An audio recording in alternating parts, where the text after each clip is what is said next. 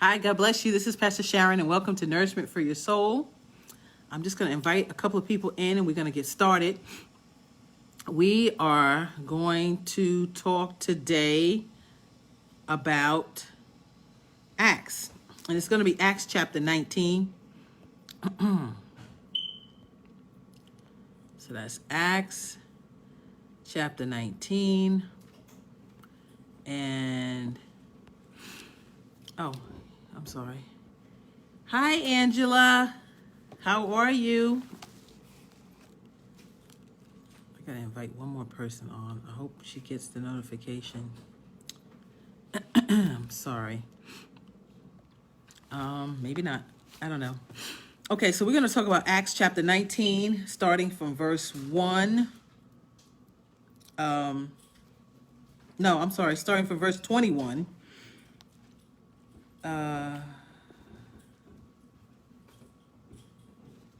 Going, I don't know. We might go past 32. So just gonna sorry, forgive me, my hair is a mess. I'm sorry. We're just gonna give everybody a couple more minutes. Hey Donna, how are you? A couple minutes to get on. And then I'll put my disclaimer on because this one is a little controversial. I don't mean to step on anyone's toes, but I don't know. We'll see. Today I'm going to read from the... Hey, Dion, I was trying to give you a notification, but it wouldn't let me go back. So I am going to read from I think this is the NIV. Is this the NIV? I'm sorry, the light in here is not too hot. It is the Modern Life Study Bible. All right. Hey, Harold, how are you? All right, so we're gonna talk about Acts chapter 19, and it's gonna be starting from verse 21. Like I said, this is gonna be a little controversial. It really is, but I don't know. I just believe this is the message that the Lord gave me for now. So it's a little past 8. I'm going to give everybody maybe 1-2 more minutes, and then we're going to get started.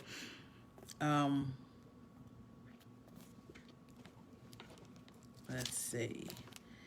All right, let's begin, guys. So this is Acts chapter 19, starting at verse 21, and I'm reading from the Modern Life Study Bible. It's really the New King James Version. Okay, here we go. And it says, the subtitle is The Riot at Ephesus. When these things were accomplished, Paul purposed in the Spirit, when he had passed through Macedonia and Achaia, to go to Jerusalem, saying, after I have been there, I must also see Rome. Hey, Melody! So he went into Macedonia, 2 of those who ministered to him. So he sent into Macedonia 2 of those who ministered to him, Timothy and Erastus. Okay, we're on Acts chapter 19, starting at verse 21. We're on 23 now. And about that time, there arose a great commotion about the way. Now, the way is what they used to call Christians. Okay, so there was a great commotion about the way. Okay, that's Christianity. For a certain man named Demetrius, a silversmith, who made silver shrines of Diana. Now, Diana, if we know anything or remember anything about Greek mythology, she was one of the Greek goddess of wisdom. Okay, she was a Greek goddess of wisdom. She was a Roman god. I don't remember her name in Rome, but she was the Greek goddess of wisdom, and they had huge shrines to Diana, and she really is Astroth in reality. Hey, Anthony, how are you? So the shrines were to Diana. Now, these shrines, that's my dog, I'm sorry. These shrines were, these shrines and little idols, they brought a lot of profit to the silversmith, okay? Because these little idols were made out of silver, and everybody wanted to have one at their home, okay? So it was a pretty penny. It's likened to the statues that they have of Mary and Joseph, you know, those statues at the Botanica, stuff like that, at the religious shops, they call them. These were like those. So they were silver. So they were very expensive. And this guy made a lot of money off of them. Okay, now keep that in mind. Okay, he called them together. Now this is Demetrius. He's calling the other craftsmen together, the workers of similar occupation. Okay, so these people are all idol makers. And said, men, you know that we have our prosperity by this trade. Moreover, we see and hear that not only at Ephesus, but throughout almost all of Asia, this Paul has persuaded and turned away many people, saying that they are not gods which are made with hands. So now Paul, this is an uprising. These people are they're starting to create an uprising because Paul is preaching the gospel of Jesus Christ, okay? But they called it the way back then. And what he's saying is that these idols that these people had and they spent all this money on, they were just, they're not gods. So the idol makers are getting upset. Now let's look at the business that the idol makers had. Okay, they could charge whatever they were charging for the idol. Then they would charge for whatever the shrine that they put the idol on. I mean, they really had this thing racked up, and the idol makers were very profitable. Now, if we remember in our Bible, who else was an idol maker? Abraham's father, right? Terah. He was an idol maker. Remember? Abraham came out of Ur. His father was an idol maker. So this idol making thing was a big deal back in those days. And even today, because people pay a lot of money to have these statues in their homes and on their front lawns. And now Paul is coming and he's telling people, hey, these things are not gods. You don't have to give them food, because people put altars of food out. Buddhists do that. See, this idol thing is not consecrated in one area. It's spread abroad, and it's still going on today. We don't look at it that way. Now, how can we liken that to what we're going through today? The Catholic Church has a lot of statues in it. Those statues are not cheap. They're expensive. Okay, let's just be honest. They're very expensive. People have these same statues in their front lawn. They have them in their home. They can be very, very, very expensive. And it's very profitable for the people who make them. Okay? Now, let's talk about this. Now Paul, he's complaining. This is Demetrius. Paul has persuaded and turned away many people, saying that they are not gods, which are made with hands. So not only is this trade of ours in danger of falling into disrepute, but also the temple of the great goddess Diana may be despised. Now listen, when they had these little temple parties, they were charging money. They had the temple prostitutes. So there was a lot of money being made on these false gods, these demonic altars. And like today, there's a lot of money being made off of them as well. Okay, and he said, and her magnificence destroyed, whom all Asia and the world worship. So there was a large group of people who worshiped Diana.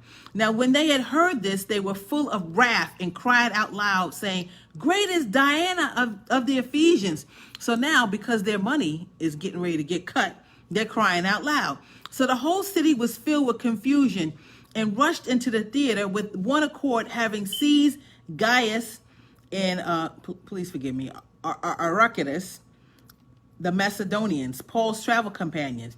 And when Paul wanted to go into the people, the disciples would not allow him. Then some of the officials of Asia who were his friends sent him, pleading that he would not venture into the theater. Some therefore cried one thing and some another, for the assembly was confused, and most of them did not know what they had come together, or why they had come together. Now, this is where we come in at. You know, there are a lot of things going on now. A lot of riots, a lot of gathering of people, a lot of demonstrations, so to speak. And we really don't know the spirit of these gatherings. Now, like I said, my disclaimer was a lot of people are not going to like this message. But we, as believers in God, we got to see past what the media is saying, past what we think we see on TV. We got to look at the spirit behind the organization, the spirit behind the situation. Okay? Now, these people are causing a great chaos. They're causing a commotion. Everybody's rushing in. Everybody's getting involved. And they don't know really why they're all getting involved. They don't know that these idol makers are mad because they're losing money. They think something totally different, and some don't understand why they're there. And let's liken it to now.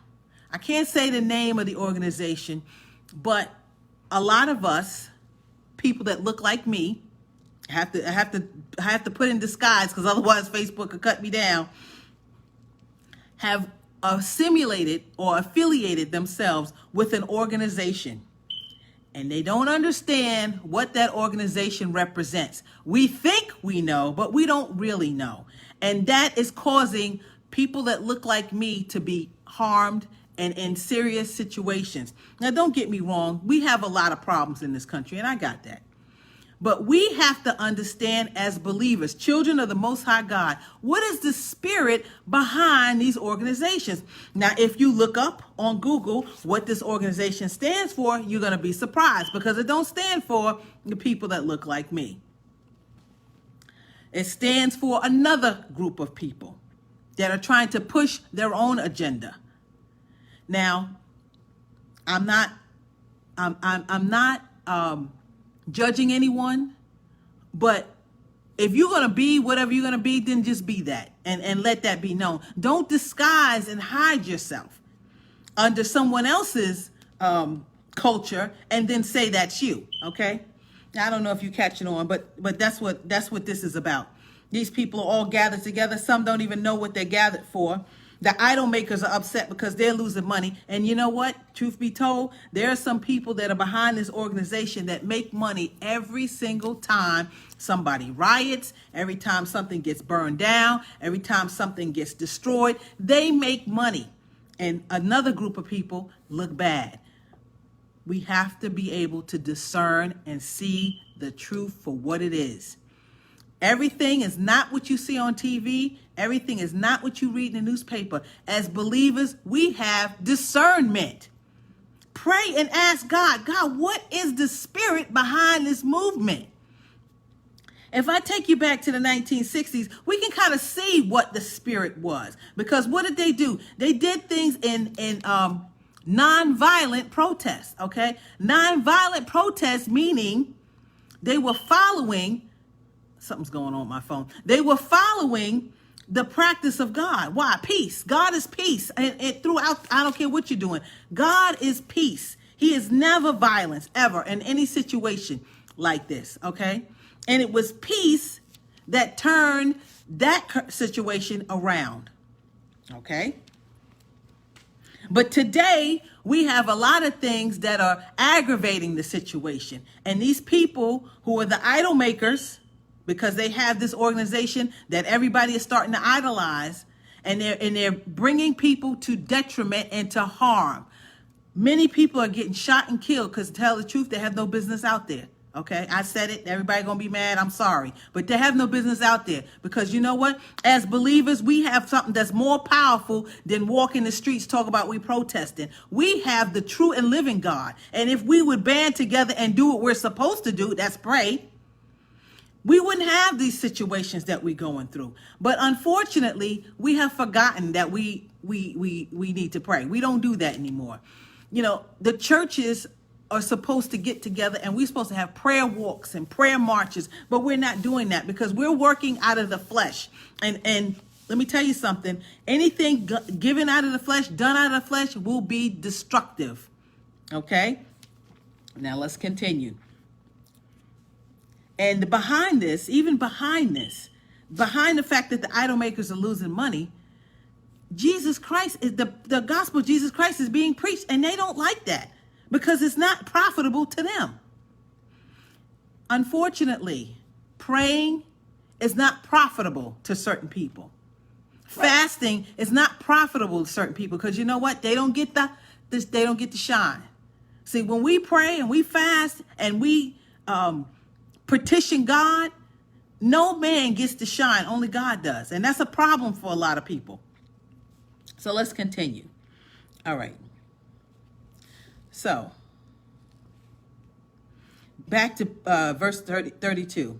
Some therefore cried one thing and some another, for the assembly was confused, and most of them did not know why they had come together.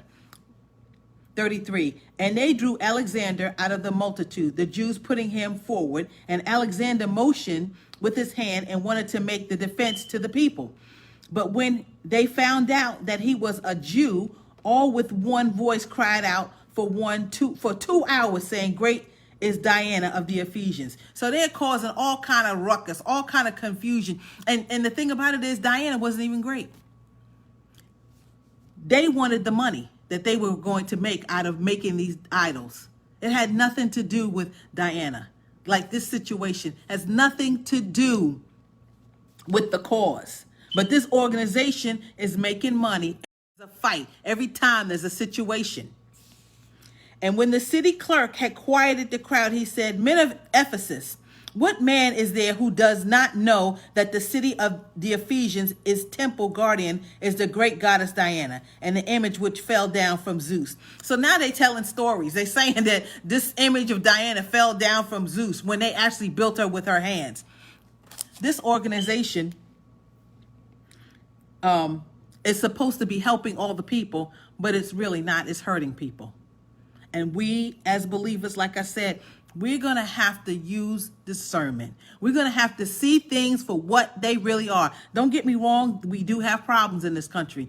And we have problems in race. We have problems in gender. We have all kinds of problems. However, we're going to have to pay attention to what is the thing that will solve it. Rioting in the streets is not solving a thing, okay? But praying and fasting will. So we're going to have to get back down to the basics. We're going to have to start doing what the people in the Bible did. They fasted and prayed for a change. What do we know about Jehoshaphat? Remember Jehoshaphat? He was about to be destroyed by 3 armies converging on him. And what did he do? He fasted for 3 days. Him and all of Jerusalem fasted for 3 days. And what happened? God had the army turn on himself. Now, I'm not saying that people are going to turn on themselves and kill themselves, but I'm saying the spirit behind this violence, the spirit behind these situations, the spirit that is causing America to be divided has got to be brought down. And the only one who can do that is who? The believers, us, the people who say we know the Lord. We cannot allow this to continue. We can't. Now, we're sitting here, we're watching TV, we're sitting and agreeing with all this stuff, but we are not doing what we're supposed to do. The word of God says, if my people who are called by my name will humble themselves. Who is the people who call by his name? The people who say they know the Lord. That's us. Humble ourselves, fast, seek his face. We're not doing any of that. We're allowing the news media, we're allowing this disease, this virus to dictate what can happen in this world. And we believers are the ones that dictate. What did God say? He said, occupy till I come. We're not occupying a thing. We're not doing anything. We're allowing the crowd and the people in the crowd to dictate what goes on in this world. And that's not right. And then we have another set of believers who are just projecting doom and gloom. Let me tell you something. I want to see my grandchildren, okay? And this will not come to pass if we continue sitting here and being silent. That's right, Pastor Carolyn. 2 Chronicles 7:13 through 15. If we sit here and remain silent, we sit here and keep agreeing with the news. We sit here and keep agreeing with what the devil, because that's who it is dictating to people, and we don't say anything. We're going to have more of a mess on our hands than we have ever had before. I was talking to someone and I said, back in your generation, this could have never happened. And that person reminded me because they had shut-ins. A lot of us don't even know what a shut-in is. This person told me that they were shut in People would take off from work and shut in the church, and they would fast and pray for 7 days, 3 days, 5 days, whatever amount of days. Not eat, not even go home. We don't do that anymore. You know how long our prayer service is? A half an hour before Bible study. Sometimes a half an hour. That's long. 15 minutes. No wonder these things are happening. No wonder we have this arrest. See, people think that Martin Luther King and all the rest of them, they just locked hands and they just walked up and down the street. No, there were people in those churches fasting and praying for a change to come. And that's how it happened. It didn't happen because they marched on Washington. Are you kidding me? What does that mean? It happened because there were people who were fasting and praying for a change. And those people were the believers. If we don't fast and pray, we're going to have a problem. Prayer is powerful. That's right, Pastor Carolyn. If we don't start fasting and praying, we're going to have a problem. Why am I saying this? Because the election is coming up. They already want the ballots to be mailed in. I'm not talking about who's the president, who's the best one. I'm talking about chaos, because one group of people won't have their way, okay? But we're all going to suffer because of that. And I'm telling you, that's not what I want. I want us as believers to get ourselves together, humble ourselves. That's right, Pastor Monique. We need to fast and pray in this season. We have to humble ourselves. We got to, because this here really is about God. Who's on the Lord's side? Who's on the Lord's side? If we believers, we're supposed to be on the Lord's side. We're supposed to stand up. If you're on the Lord's side, stand up. Stand up and be counted. This is the census year. Stand up and pray. Stand up and fast. You don't have to do no 3-4 day fast, because, we don't know how to fast. We've been out of practice for generations, okay? One plate. God, I'm dedicating this one meal to you. Change this situation in America. Because you know what? A lot of us don't understand this, but America is the last stop. If we don't hold our ground here and now, the whole world is going to have a problem. We've been talking about the Antichrist is coming, and everybody got to take the mark of the beast. Let me tell you something. This is at our door. But God is powerful than all of these things, and this can be turned around. But we got to come together and pray. Stop believing what the media is saying. Stop falling for this foolishness and getting with these riots and getting with these marchers. Yes, we got a problem. But let me tell you something. Marching has never solved the problem. Only God can. And I know a lot of people say, oh, that's the passive way. Let me tell you something. That's the only way. Because you see what's happening when we get out there and start marching. People, innocent people, are being killed for no reason, except for they have no business out there because they need to be home praying. Let's tell the truth. We got to stop. This is September now, okay? We ain't got but 2 months, October and November, to get this together. We cannot allow these people who want power and these people who don't want power to destroy us. They're trying to rip America apart for their own agenda. And we cannot allow this any longer. People say, okay, well, COVID just really came out because of this particular president they don't want him to be president. I don't know if that's the truth. All I know is that I can't go outside without a mask. That's all I can tell you. I can't go to the store when I want to. I can't even buy stuff. The shelves are still kind of bare. Are you kidding me? This is the home of the free and the brave, but we're not acting like it because we have the freedom to pray and fast, and we don't even do that.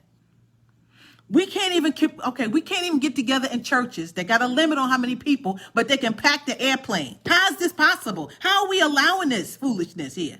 Come on, y'all. We have got to do what we're supposed to do, and we're supposed to fast and pray. I know this has been a message that I have given before, but it's serious. This is 91111, okay? On alert. We have to get going here. Let me get back to the scripture.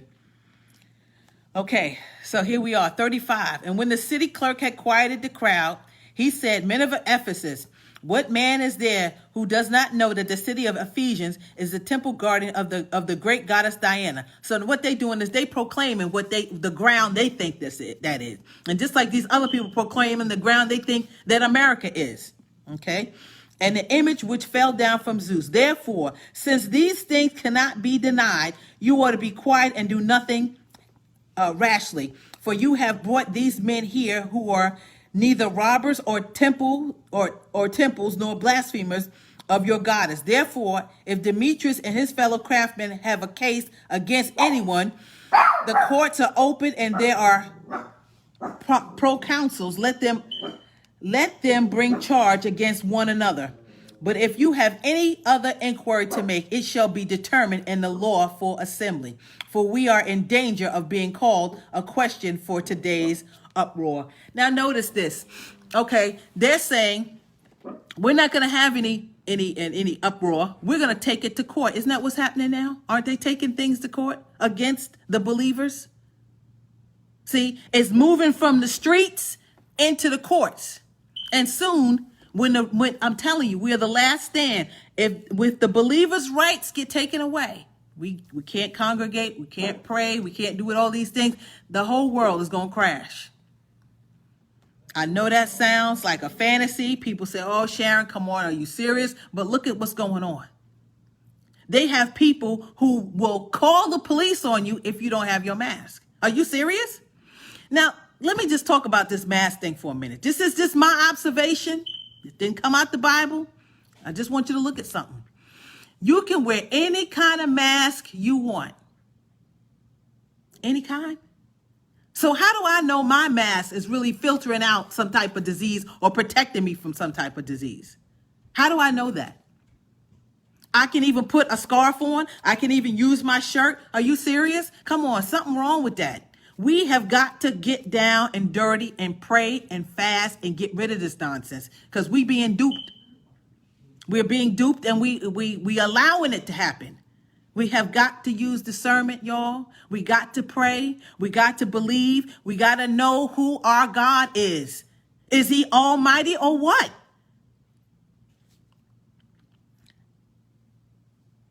This is my message is over, but I'm going to give everybody some homework. This is our homework. Every day for the rest of this week, this Monday, so that's starting tomorrow, Tuesday, we're going to put down one plate a day, any plate you want, lunch, breakfast, dinner, you can even put down your snack. For as long as it takes you to eat that meal, don't eat it and pray for change.